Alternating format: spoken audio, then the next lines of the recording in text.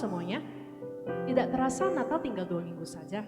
Hari Natal di mana Tuhan telah datang ke dunia dan memberikan nyawanya bagi engkau dan saya.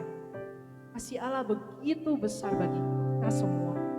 Tetapi pertanyaannya adalah, apakah kita sungguh-sungguh mengasihi Tuhan?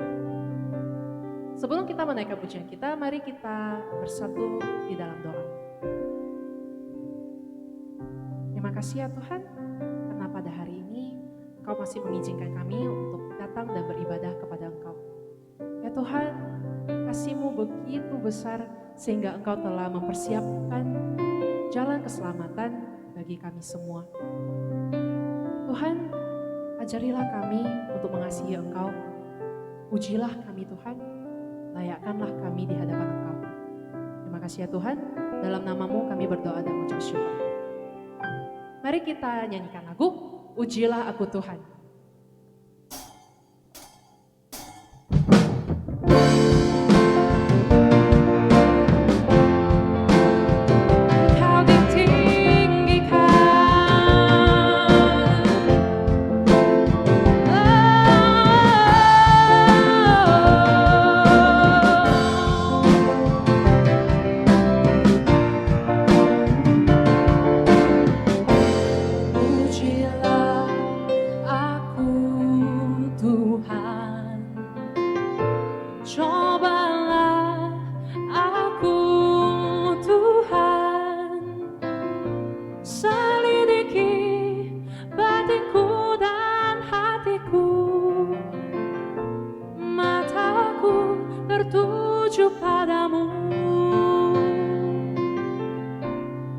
Aku cinta padamu Tuhan, aku rindu hadirat-Mu Tuhan, aku ingin selalu dekat padamu,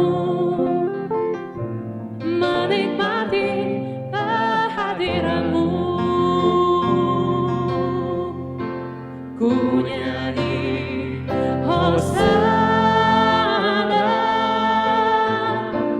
bagi Rajaku yang duduk di tahta.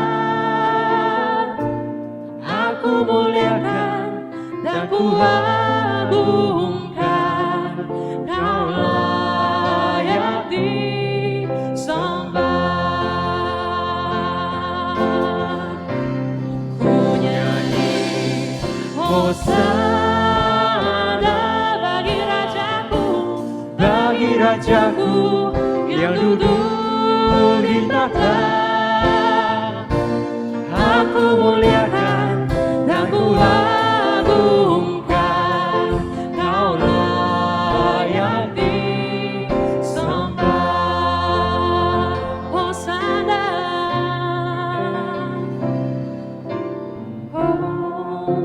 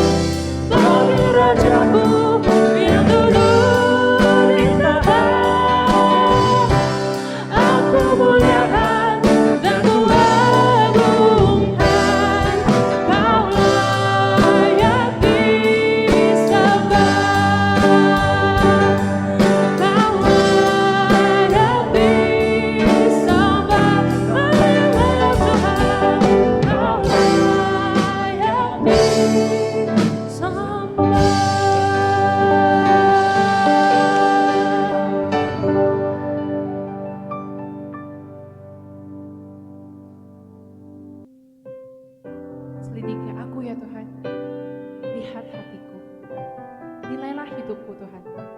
Apakah ku sungguh mengasihi-Mu Tuhan?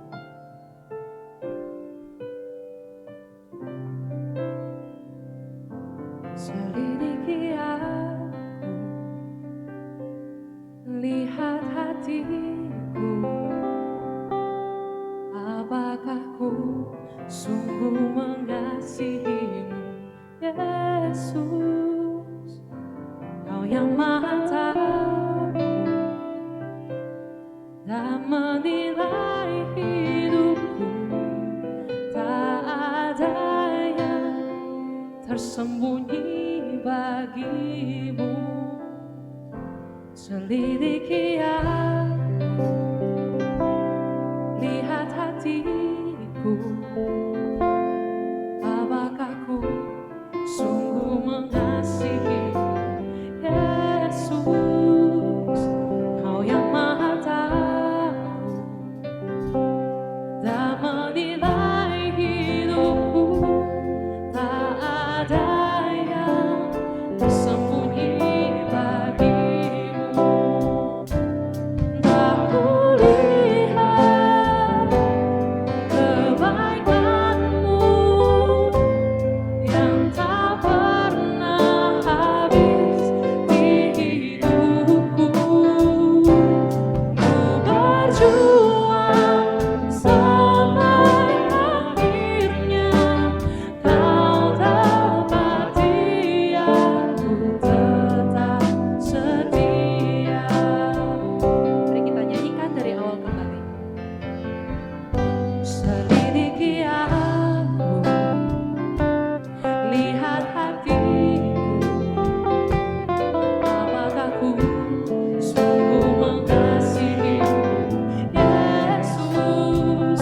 Kau yang Maha tahu dan menilai hidupku, tak ada yang tersembunyi bagimu. Tak kulihat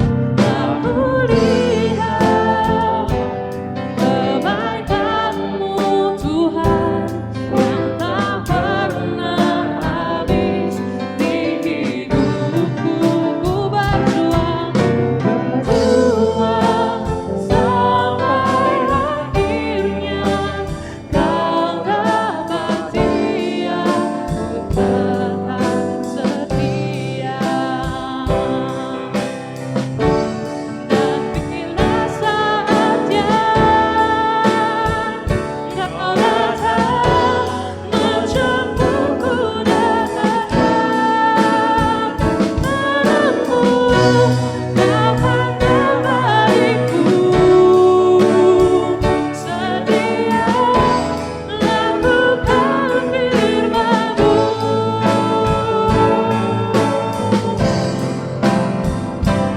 Tak kulihat kebaikan-Mu yang tak pernah habis di hidupku. Ku berjuang sampai akhirnya, Kau dapati aku tetap setia. Tak kulihat kebaikan-Mu Tuhan yang tak pernah habis di hidupku. Ku berjuang sampai akhirnya, Kau dapati aku tetap setia. Ku berjuang sampai akhirnya, Kau dapati aku tetap setia.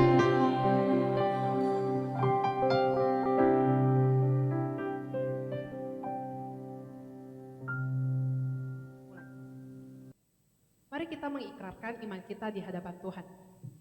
使徒心经，我信上帝全能的父，创造天地的主。我信我主耶稣基督，上帝的独生子，因圣灵感孕，由童贞女玛利亚所生，在本丢比拉多手下受难，被钉于十字架，受死埋葬，第3天从死人中复活，升天，坐在全能父上帝的右边，将来必从那里降临，审判活人死人。我信圣灵，我信圣而公的教会，我信圣徒相通，我信罪的赦免，我信身体复活，我信永生。阿门。主祷文：我们在天上的父，愿人都尊父的名为圣，愿父的国降临，愿父的旨意行在地上，如同行在天上。我们日用的饮食，今日赐给我们，赦免我们的罪，如同我们赦免得罪我们的人，不叫我们遇见试探，拯救我们脱离凶恶。因为国度、权柄、荣耀，全是父的，直到永远。阿门。Shalom saudara-saudari kasih dalam Tuhan, puji dan syukur kita bisa bertemu kembali dalam ibadah revival. Hari ini saya akan membagikan kebenaran firman Tuhan, tapi sebelumnya mari kita bersatu di dalam doa. Bapa kami dalam kerajaan surga, terima kasih atas segala kebaikan dan penyertaan-Mu sepanjang minggu ini ya Tuhan. Hari ini kami mau mendengarkan firman-Mu, bukakan hati kami, bukakan pikiran kami, agar kami bisa terfokus mendengarkan firman Tuhan. Jauhkan daripada segala godaan, segala gangguan yang membuat kami tidak fokus mendengarkan firman-Mu ya Bapa. Terpujilah Engkau ya Tuhan, di dalam nama Tuhan Yesus, Tuhan Juru Selamat kami yang hidup. Amin. Saudara-saudara kasih dalam Tuhan, bagi umat Kristiani pada saat ini, kita sudah memasuki yang disebut dengan minggu-minggu Advent. Ya, Advent itu berasal dari kata bahasa Latin yaitu Adventus, yang berarti kedatangan. Ya, jadi istilah kedatangan pada kata Advent ini tidak hanya berarti kepada kedatangan Yesus pada hari Natal saja, tetapi sekaligus juga mengandung makna dan menunjuk pada kedatangan Yesus yang kedua kali, yang kita sebut sebagai parousia. Yang kita sebagai orang Kristen yakini, kita imani, dan sebagai pengharapan kita bahwa kelak Tuhan Yesus akan datang yang kedua kali dan menjadi akhir daripada sejarah manusia. Ya. Itu sebabnya pemberitaan firman di minggu-minggu Advent memiliki aspek ganda dari kedatangan Yesus Kristus, yaitu dalam konteks Natal dan juga dalam konteks kedatangan yang kedua kali atau parousia. Pada momen minggu Advent ini, mari kita belajar bersama-sama dari seorang tokoh bernama Yohanes Pembaptis yang melakukan panggilannya sebagai seorang yang mempersiapkan jalan untuk Tuhan, untuk menyuruhkan sebuah pesan bagi kita pendengar pada masa kini. Ya, mari kita membaca terlebih dahulu Alkitab kita yang terambil dari Injil Markus pasal yang ke-1 ayat 1 sampai ayat yang ke-8. Injil Markus pasal yang ke-1 ayat yang ke-1 sampai ayat ke-8. Saya akan bacakan untuk kita sekalian. Inilah permulaan Injil tentang Yesus Kristus Anak Allah, seperti ada tertulis dalam kitab Nabi Yesaya. Lihatlah, aku menyuruh utusanku mendahului engkau. Ia akan mempersiapkan jalan bagimu. Ada suara orang yang berseru-seru di padang gurun. Persiapkanlah jalan untuk Tuhan. Luruskanlah jalan baginya. Demikianlah Yohanes Pembaptis tampil di padang gurun dan menyerukan, bertobatlah dan berikanlah dirimu dibaptis, dan Allah akan mengampuni dosamu. Lalu datanglah kepadanya orang-orang dari seluruh daerah Yudea dan semua penduduk Yerusalem, dan sambil mengaku dosanya mereka dibaptis di sungai Yordan. Yohanes memakai jubah bulu unta dan ikat pinggang kulit, dan makanannya belalang dan madu hutan. Inilah yang dia beritakan. Sesudah aku akan datang, ia lebih berkuasa daripadaku. Membungkuk dan membuka tali kasutnya pun aku tidak layak. Aku membaptis kamu dengan air, tetapi ia akan membaptis kamu dengan Roh Kudus. Demikian jauh pembacaan firman Tuhan pada hari ini. Berbahagia setiap kita yang mendengar, merenungkan, dan juga melakukan kehidupan dalam sehari-hari. Saudara-saudari, Injil Markus ditulis dengan mulai dan kata kalimat, inilah permulaan Injil tentang Yesus Kristus, Anak Allah. Injil artinya adalah kabar baik. Kabar baik tentang apa? Tentang Yesus yang adalah Juru Selamat. Tentang Kristus yang diurapi. Jadi fokus dari tulisan dan pemberitaan Injil Markus adalah kabar baik tentang hadirnya Juru Selamat yang diurapi, yaitu Yesus Kristus. Bagi Markus, Yesus Kristus sebagai Injil merupakan sebuah pesan yang kuat yang harus diberitakan kepada setiap orang. Mungkin itu berbeda dengan pesan yang ingin disampaikan oleh Injil Matius, di mana Yesus sebagai penggenapan hukum Taurat. Maka ketika kita membaca Injil Matius, maka pasal pertama kita lihat sebuah silsilah yang panjang sampai kepada Yesus Kristus. Itu menunjukkan bahwa Matius ingin menekankan bahwa Yesus adalah penggenapan akan pengharapan bawang Yahudi pada saat itu. Tetapi pesan yang kuat yang ingin disampaikan Injil Markus adalah bahwa Yesus adalah kabar baik. Mari kita melihat pesan Advent dari sudut pandang Injil Markus. Ketika Markus membuka kabar baik ini dengan menghubungkan keberadaan Yohanes Pembaptis, maka kita akan lihat di mana beratus-ratus tahun sebelumnya ada sebuah konteks besar. Yesaya telah menubuatkan kehadirannya sebagai pembuka jalan. Ya, kita bisa lihat di ayat yang kedua sampai ayat yang ketiga, di mana akan ada seorang yang membuka jalan. Ya, hadirnya Mesias Sang Juru Selamat. Saudara-saudari kasih dalam Tuhan, Yohanes Pembaptis hadir dan menyerukan pertobatan. Pertobatan yang menuju pada perubahan pikiran, membawa pada kesadaran akan kebenaran, dan akhirnya berdampak pada tindakan serta tingkah lakunya. Pentingnya pelayanan Yohanes Pembaptis hanya dapat kita bandingkan dengan latar belakang historis pada masa Yohanes pada waktu itu. Berabad-abad lamanya tidak terdengar ada nubuatan di tengah-tengah orang Israel, tidak ada suara kenabian, ya. Maka pada abad itu disebut juga dikenal sebagai masa kegelapan, di mana Allah tidak berfirman. Langsung melalui nubuatan nabi, melalui suara-suara orang-orang yang menyuarakan kebenaran yang sebagai pesan pembawa pesan daripada Allah. Ada masa di mana bangsa Israel tidak mendengar suara Allah secara langsung melalui perantaranya. Lalu di tengah-tengah kondisi demikian, beratus tahun kemudian datanglah seorang Yohanes Pembaptis menyerukan tentang kerajaan Allah. Ya, Yohanes Pembaptis datang sebagai seorang tokoh yang tidak sembarangan. Dia adalah seorang yang mempersiapkan jalan untuk kedatangan Tuhan Yesus. Dalam ingatan orang pada waktu itu, Yohanes Pembaptis adalah tokoh suci yang mempesona orang banyak. Banyak orang datang kepadanya untuk meminta dirinya dibaptis. Itu bisa kita lihat di ayat yang kelima. Bahwa orang datang dari berbagai daerah dan mengaku berdosanya. Lalu Yohanes juga dalam pandangan orang konteks pada itu, dia datang seperti seorang nabi. Kita bisa melihat bagaimana ciri-cirinya di dalam ayat yang ke-6. Ya. Di ayat yang ke-6 dikatakan, Yohanes memakai jubah bulu unta dan ikat pinggang kulit dan makanannya belalang dan madutan. Itu merupakan dalam gambaran orang dalam perjanjian lama ciri-ciri seorang nabi, ya, yang melekat pada seorang nabi. Tetapi Yohanes Pembaptis sadar akan misi kedatangannya. Ada suatu tugas yang besar yang harus dia kerjakan. Yohanes Pembaptis sadar bahwa misinya dia adalah datang untuk mendahului serta mempersiapkan jalan untuk kedatangan Mesias yang sesungguhnya. Dia sadar kalau dia bukanlah Mesias. Di Injil yang lain, di Injil Yohanes, dia ditanya, apakah engkau Mesias? Yohanes Pembaptis katakan, bukan, saya bukan Mesias. Karena dia tahu bahwa panggilannya adalah untuk mempersiapkan jalan kedatangan Mesias yang sesungguhnya. Yang dipersiapkan oleh Allah menjadi juru selamat dunia ini, yaitu Yesus Kristus. Di tengah-tengah panggilannya sebagai pempersiap jalan, dia berseru kepada bangsa Israel dan berseru kepada kita pada saat ini.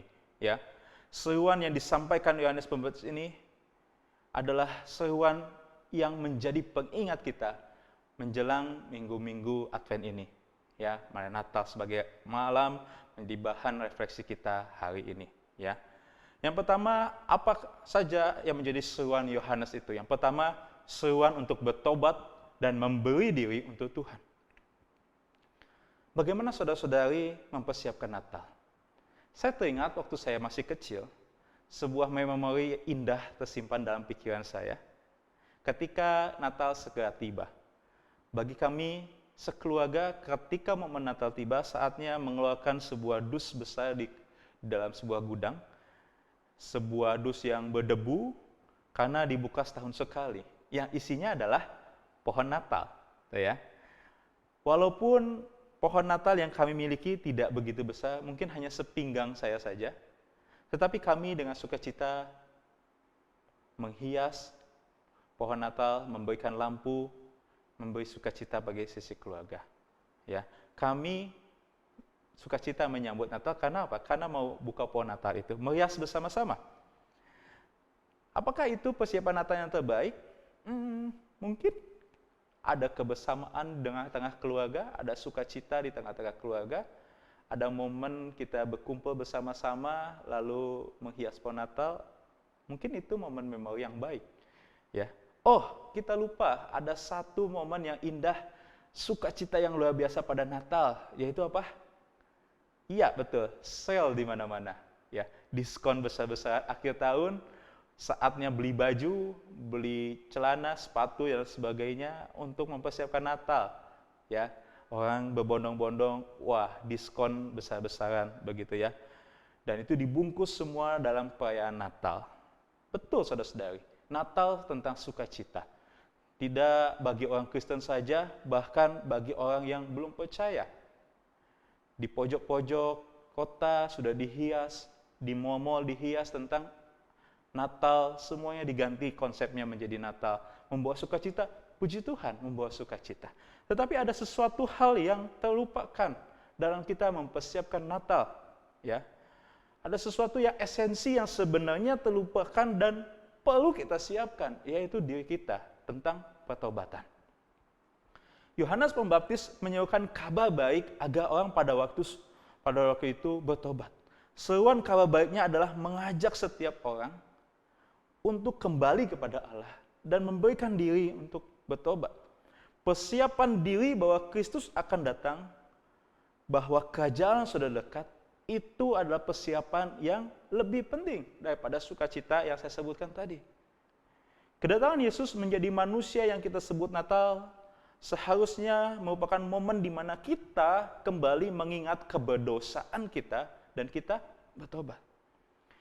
Di balik sukacita Natal ada seruan akan pertobatan bagi seluruh insan. Dari mana datangnya pertobatan? Pertobatan datangnya dari iman. Iman itu timbul dari mana? Iman itu timbul dari pendengaran akan firman Tuhan. Seperti di dalam Roma 10 ayat 17 berkata, jadi iman timbul dari pendengaran dan pendengaran oleh firman Kristus. Itulah mengapa Markus memulai tulisannya dengan Injil, yaitu kabar baik. Ketika kita mendengar kabar baik itu, pendengaran kita akan firman, yaitu firman Kristus, menumbuhkan iman kita, membuat kita bertobat.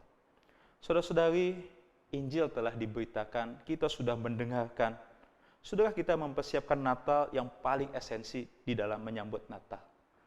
Yaitu pertobatan melalui iman kita pada Tuhan Yesus. Sudahkah saudara-saudari? Ketika kita sudah bertobat, maka kita memberikan diri untuk Tuhan.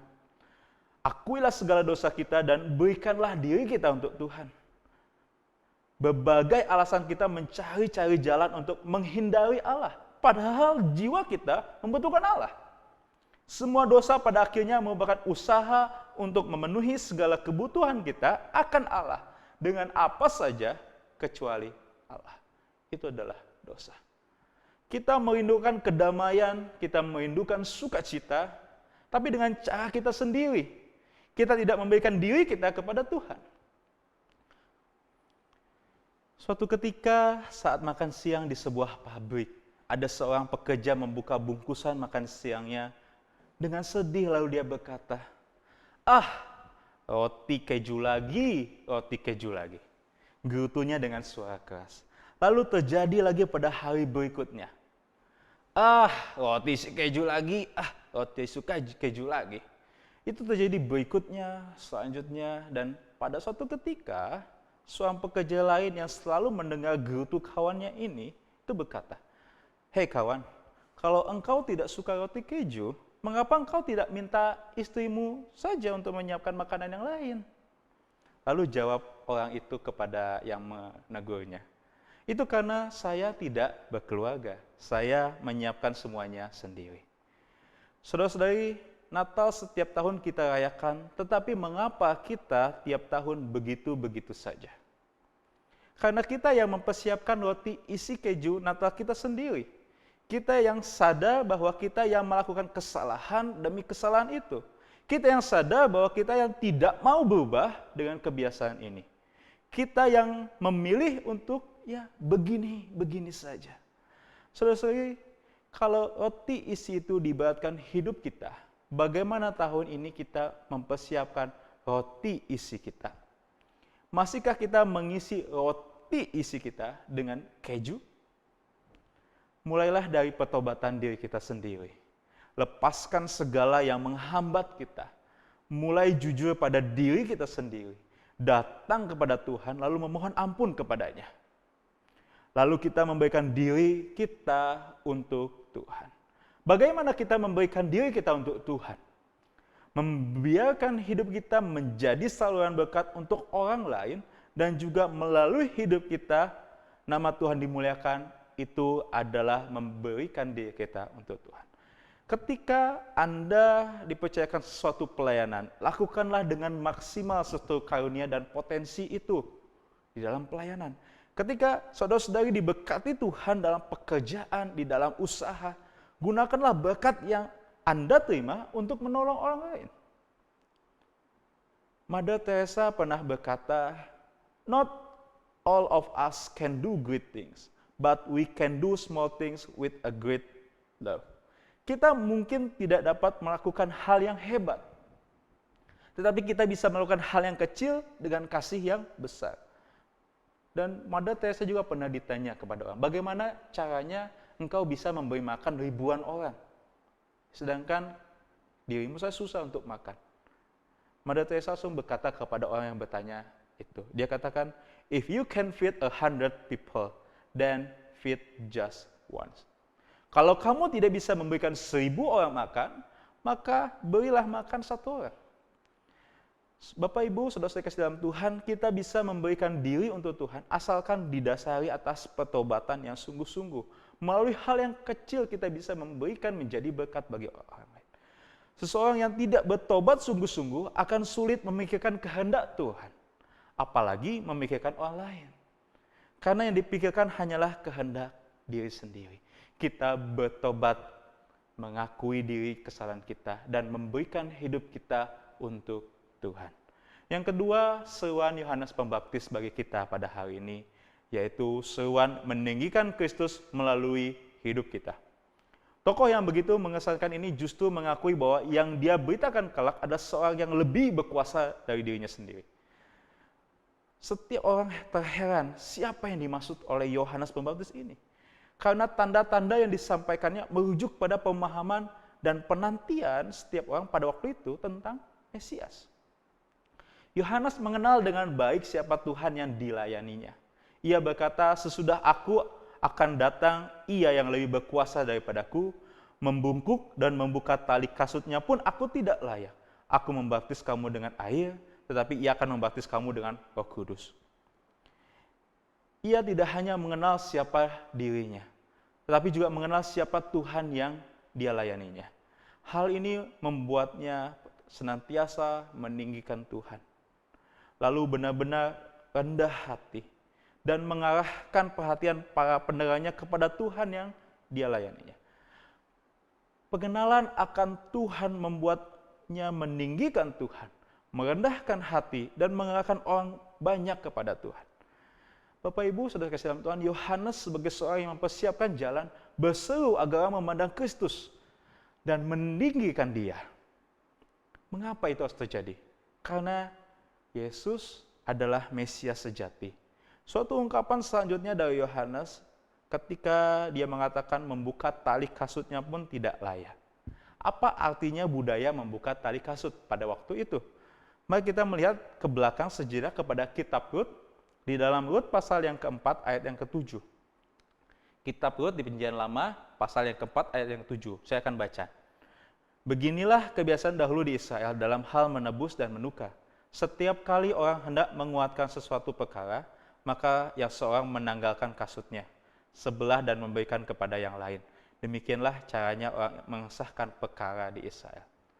Di dalam kitab Rut, tanah milik keluarga Naomi dan menantunya, yaitu Rut, hanya bisa dijual kepada sanak terdekat yang menurut hukum adat berhak membelinya.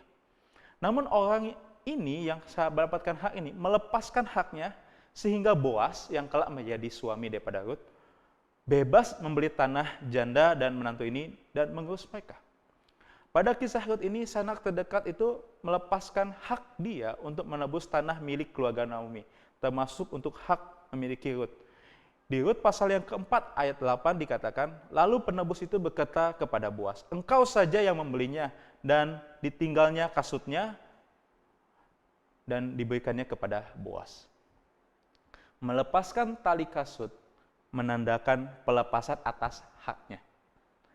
Mari kita kembali ke perkataan Yohanes Pembaptis. Dengan latar belakang kebiasaan tadi, budaya tadi, maka kata-kata Yohanes ini bukanlah basa-basi, melainkan pengakuan bahwa dirinya tidak layak mengambil otoritas hak Tuhan Yesus.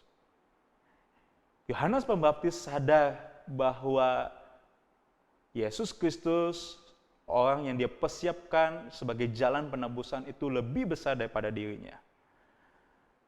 Seruan Yohanes Pembaptis untuk menikahkan Yesus bukan suatu ucapan di mulut belaka, saudara-saudari. Karena bila kita lihat dari Injil Yohanes, yaitu di Yohanes 3 ayat 22 sampai ayat yang ke-30, dikatakan, sesudah itu Yesus pergi dengan murid-muridnya ke tanah Yudea dan ia diam di sana bersama-sama mereka membaptis. Akan tetapi Yohanes pun membaptis juga di Ainon dekat Salim. Sebab di situ banyak air dan orang datang ke situ untuk dibaptis. Sebab pada waktu itu Yohanes belum dimasukkan ke dalam penjara. Maka timbullah perselisihan di antara murid-murid Yohanes dengan seorang Yahudi tentang penyucian.